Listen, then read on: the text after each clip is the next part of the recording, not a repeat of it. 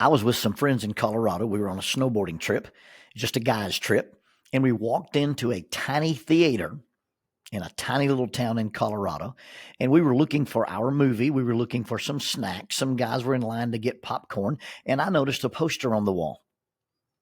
I asked the young man behind the counter, "Is your manager here?" He said, "Yes, he is." I said, "Can I see him?" The manager walked out, and I said, "I'll give you $500 for that poster."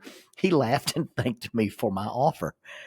The poster in question was a movie poster in the Star Wars genre, and it was entitled Revenge of the Jedi. Well, you've never seen the movie, never even heard of the movie Revenge of the Jedi. That's because Jedis don't get revenge, or at least we're not supposed to. It was the original title for the movie that became Return of the Jedi. But the George Lucas franchise decided, hey, Jedis aren't supposed to get revenge, and that goes against what we're trying to do with this little space opera. And so it was never published. But there are several posters out there that began to advertise this movie before it came out. And in its final phenomenon, when it finally showed up in the theaters, it was Return of the Jedi. But if you could find one of those original posters, I've seen them priced anywhere between $3,000 and $5,000. Now, my revenge saga is a little bit different, and it's really not about revenge. That's just kind of the catchy title. It's not about revenge, but maybe you'd call it karmatic equanimity, or the homeostasis of the universe, if you will. This will initially sound like complaining, but I assure you it's merely explaining. When Jackie and I dated, she rock climbed with me. We have played hours of racquetball and volleyball and volleyball and speedball and even ultimate frisbee. But as we've gotten older, now Jackie's a much better athlete than I am. She's better eye-hand coordination, just superior in all areas other than strength. But as we've gotten older, and she's had 2 ACL surgeries and 2 hip replacements, we've sort of slowed down. We retired our snowboards after the second hip surgery. She's only been bow fishing with me once. And the night we took her, we witnessed the largest mayfly hatch I've ever seen in my life. She told me later, with all those bugs flying around, I'd look up and see the bugs just covering y'all's backs and the back of your necks. She said, "I didn't want to embarrass you in front of your friends, so I had to depersonalize and go to a different place in my mind and tell myself that the mayflies were fairies." She doesn't hunt with me.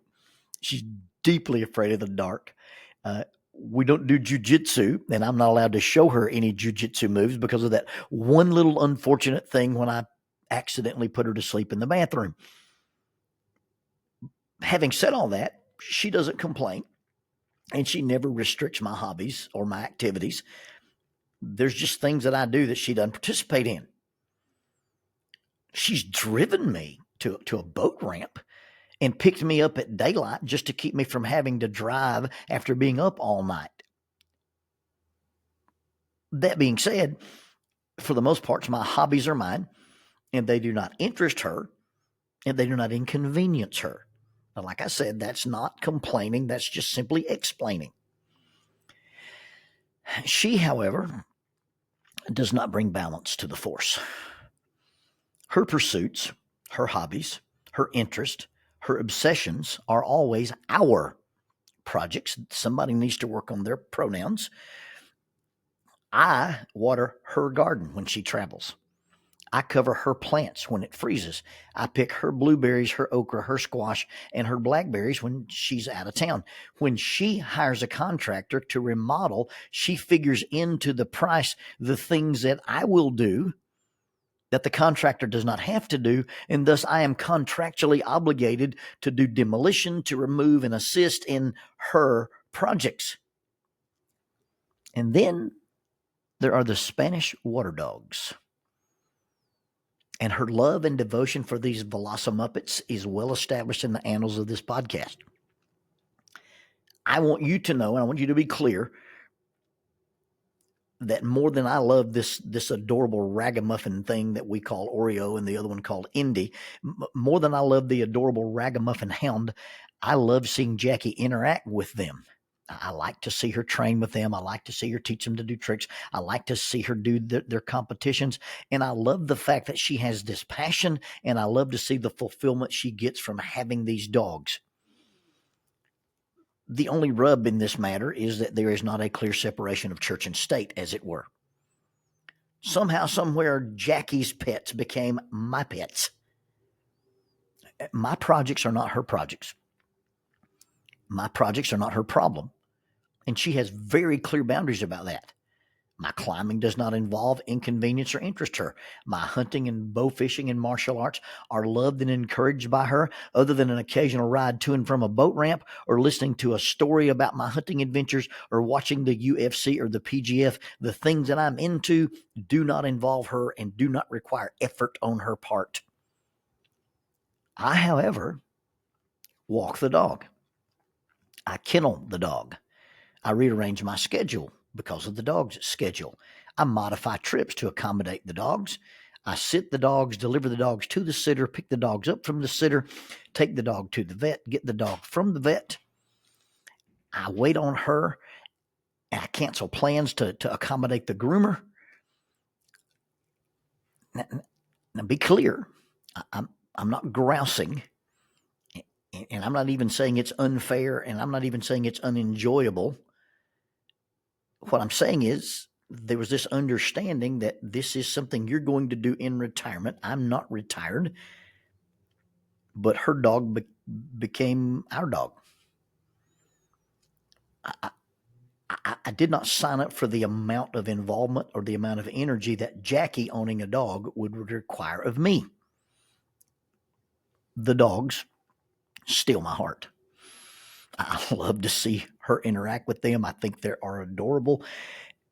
And in the two occasions when we've raised puppies at our house, there's this inexplicable thing that happens to my soul when there are puppies. But I did not sign up to be a kennel owner. I did not sign up to be a kennel operator. And there's something deep inside of me that if she asked me to do something with her for the dogs, I'd actually feel selfish if I refused to do my part with the dogs. But I thought your wife owning a dog should be like having grandkids. You get to pet them, you get to play with them, but you don't actually own them. Well, we all know that's a delusional state. I, too, am a dog owner. Jackie doesn't make the distinction. Jackie doesn't make the distinction between, hey, these are my dogs, these are not your dogs. Jackie doesn't make the distinction, and the dogs definitely don't make the distinction. In fact, I'm not sure Oreo can tell us apart. When we went to North Carolina to pick her up during the zombie apocalypse, we drove across country during COVID and had to eat our meals standing in the parking lot of restaurants because we couldn't go in. And we stood there on the back of my truck and ate on the toolbox on an 8-hour trip to North Carolina to pick Oreo up. And when we picked Oreo up, somehow she bonded to both of us. I'm not sure that in her puppy mind she can distinguish us as separate entities. There is a thing where if Jackie's not there, then I'm fine.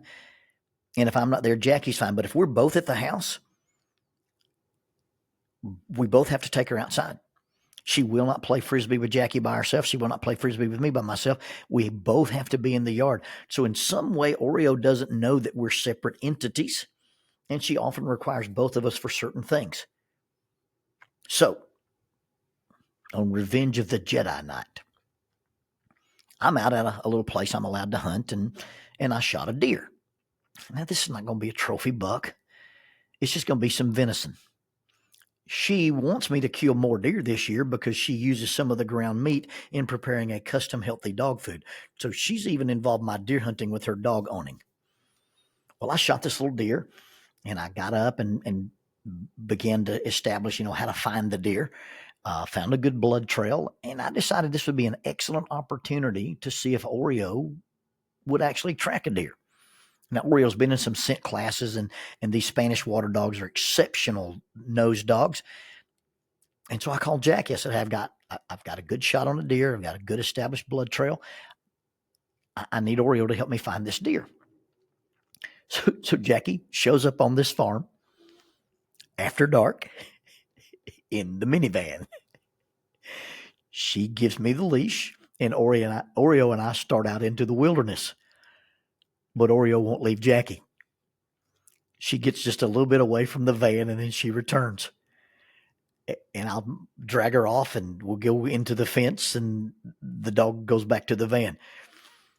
I go up to the van, and I say, "Now, honey, you're going to have to go with me. Oreo's not going to leave you." Her response was, in the dark out there? Well, yes, out there, and it's going to be dark because I can't seem to find the switch that turns the sun back on. So, yes, you're going to have to go out there in the dark and in the cold with me. In my early days of hunting, I wore sweatpants, and over the top of the sweatpants, I wore some used Army surplus BDUs. I had an old military field jacket and a face toboggan. I wore leather boots that I inherited from my dad after his days in the National Guard. And I walked into the woods carrying a sleeping bag and would get into a brush pile or underneath up against the rock wall and get into a sleeping bag in order to sit on the ground and hunt just to stay warm. Since being in private practice, my outdoor gear is pretty nice. I have 10X Teflon, Realtree, waterproof, windproof, Carhartt level saddle cloth. It is briar resistant, wind resistant, and water resistant. It is some of the best gear you can own, and I am extremely comfortable when I'm out in the elements and in the brush with my hunting gear. My wife gets out of the minivan, and she is in a puffy purple coat. In this little white beret she wears, it reminds me of the Stay Puft Marshmallow Man's hat. And she has these little woolen fingerless gloves, and she has on a pair of leggings and her plaid duck boots. And in her Mary Poppins costume with her little dog, she follows me across the pasture into the sage grass, and from the sage grass into the woods, and into the woods across the fence and into the brambles so that she can keep watch on her dog. At some point, Oreo gets into full tracking mode. She's found the blood trail, and that nose goes to the ground, and she cares nothing else about, hey, what's at the end of this trail? And she's sniffing and falling. And Jackie has overcome some of her discomfort, and now she's fascinated by the blood trail. She's watching her dog, and she's following her dog, and she's behind Oreo, so she's really not helping, but she announces, I found more blood. Here's more blood. This is a great blood trail. Well, Oreo's already well past that point, and she's following her, but she's excited. She's into this. Eventually, Oreo finds the deer, and we're excited. We're praising Oreo, and we're feeling really, really, really accomplished. And then she says, Are you going to need my help dragging this deer out? No, honey, I'm not going to drag it out right now. I'm going to field dress it. And field dress it is polite language for I'm going to remove its heart, its lungs, its liver, its stomach, its intestines. You get the picture. Jackie says, I'm out of the picture. I'm not going to stand here and watch that. That's okay. So you're not gonna stay here. I understand that. So just take Oreo back to the vehicle, and I'll see you back home. I don't know where the vehicle is. I shine my light at the puffy purple jacket and the Stay Puft Marshmallow Man hat and the little duck boots, and she's standing there with her little gloves holding the leash of her dog. And I said, well, you just follow the blood trail back to the field. When you get to the field, you follow the wood line around the field, and then you can see the light on the barn, and your van is right there. She said, I'm not real sure what you just said. Okay, now you know the feeling of what it's like when you send me to the store to buy a bra or a spice I've never heard of. I'm not real sure what you just said. As it turns out, Oreo knew where the van was, and Jackie used her to get back. Now, there was some argument between Oreo and Jackie as to why they couldn't just go through the fences and under the fences, and why they had to walk all the way around, even though it was a less direct route. But Jackie tended to be able to negotiate with Oreo that I can't go through there, and you're going to have to go around. But she found her way back to the van in the dark with her little dog as her guide. Well, I get the deer field dressed and drug out and take it to the processor. And I get home, and Jackie's still excitingly talking about this. She's acting like we've been on some grand adventure. And it's not like we summited Everest or found Bigfoot, but she's on this adrenaline high. She'd gotten outside of her comfort zone. She'd gone out into the wilderness, quote unquote. And now she's talking about being a deer tracker, and we need to do this with Oreo more often. We need to do that again. It's not my adventure, and it's not her adventure. It's the adventure of sharing an adventure. As mild of an adventure as it was, the adventure part of it is the shared experience and not the actual adventure part of the things that I've actually been involved in, of the things that I've actually done in my life. This would not rank as deeds of daring do, but it felt like that to her. And it was really special to me because in some way worlds collided, or not really worlds collided, but better yet, worlds united. Her, our dog, my woods, all of them coming together at one time and sharing an experience. And once Oreo found the deer, Jackie celebrated as if we found the Ark of the Covenant. It was just unbelievable to see her excitement to find what, it's an inconsequential deer. It's not a trophy buck. It's just meat for the freezer. But Jackie's celebrating the accomplishment of her dog and the fact that she's with me and she's in the dark, despite the fact that she wasn't very well prepared to be in the dark or in the cold, in the purple puffy jacket and the Stay Puft Marshmallow Man beret. Relationships are about connection. And attempts to connect are often described by John Gottman as bids for affection. And when someone asks us to connect, when someone bids for our affection, we can respond to those bids by turning toward them, by turning away from them, or by turning against them. Toward means, I'm going to engage. I'm going to accept your invitation. I'm going to go with you. Turning away from a bid basically means I'm disinterested and I didn't recognize it as an attempt to connect. And turning against them is often met with, is when you meet them with hostility or disinterest or disdain. You see, this is why I'm involved with these dogs in the first place. And I love the dogs. Don't get me wrong. Our life has changed greatly because we have Oreo and Indy at our house. But it's not the dog I'm interested in, but the dog owner that really kindles my interest. And she's not a hunter. She'll never be a hunter. She killed one unfortunate raccoon, and that was because it made her mad, not because it made her afraid. Note to self. But she's involved with my hunting because she's involved with me. She doesn't hunt, but she listens to the plans. She looks at the pictures from the game camera.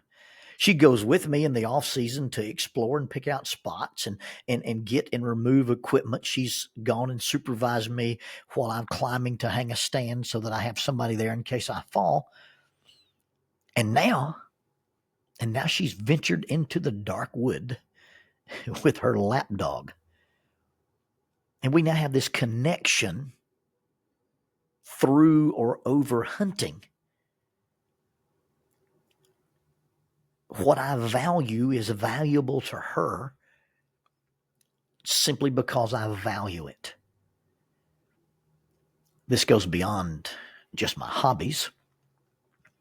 That connection goes just beyond adventures, and it extends to my angst, my anxiety, my worry, my fears, my insecurities, my failings, and my traumas. And she doesn't need any of that extra stuff in her life. She's got all that herself. But they involve her, and she's involved in them because they involve me.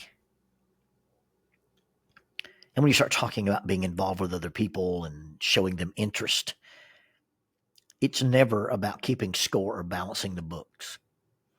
It's not about what I owe you or what you owe me. And in spite of the title of the podcast, it's not about revenge, making sure I get mine. Shocking news, Jedi are not real. Christians are, and friends are. And we do things with each other and for each other. And it's not because we give in, we give up, or we give out, or we have an obligation to do. We simply do that as a choice because we purely simply give to the other person. And when we give, we connect. That's the basis for friendship. That's the basis for partnership. That's the basis for the three things that I talk about all the time when I talk about groups becoming united, about groups becoming cohesive. It's about attention, belonging, and support. And when I'm involved in a group and I give the individual members of that group my attention, I do my best to make them feel belonging, and then I give them support. I celebrate their victories and I help them navigate their defeats. That's unity. It's how two become one. It's how individuals become communities. It's how group become teams, and it's how a group of worshipers become fellowship. Because you see, when we have attention, belonging, and support, I'm involved in the things that don't interest me simply because I'm interested in you.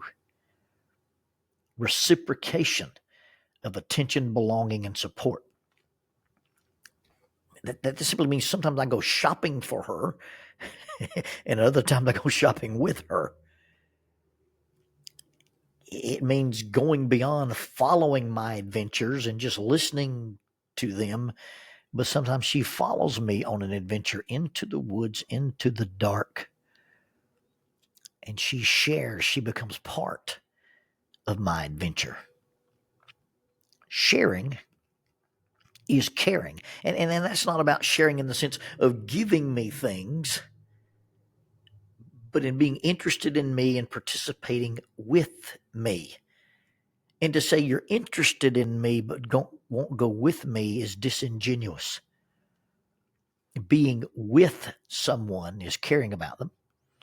It's about investing in them. And that investment is not about what you owe them. That kind of investment is not about revenge. That kind of investment is what you owe yourself. And that is an investment not in self, but in us.